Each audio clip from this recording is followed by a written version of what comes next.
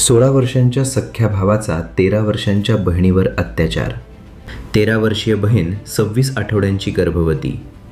नागपूर जिल्ह्यात 26 आठवड्यांची गर्भवती असलेल्या 13 वर्षाच्या अल्पवयीन पीडित मुलीच्या वैद्यकीय गर्भपातासाठी मुंबई उच्च न्यायालयाच्या नागपूर खंडपीठाने परवानगी दिली आहे.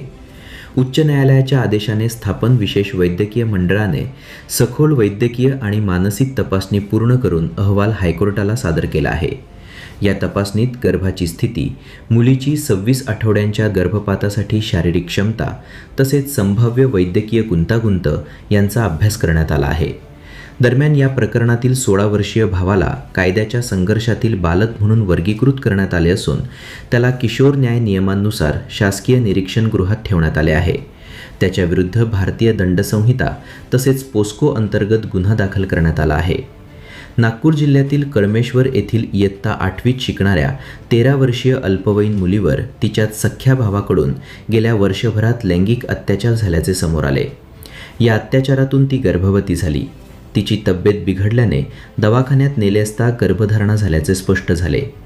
विश्वासात घेतल्यावर मुलीने आपल्या घरातीलच व्यक्तीकडून म्हणजे सख्ख्या भावाकडून अत्याचार होत असल्याचे सांगितले.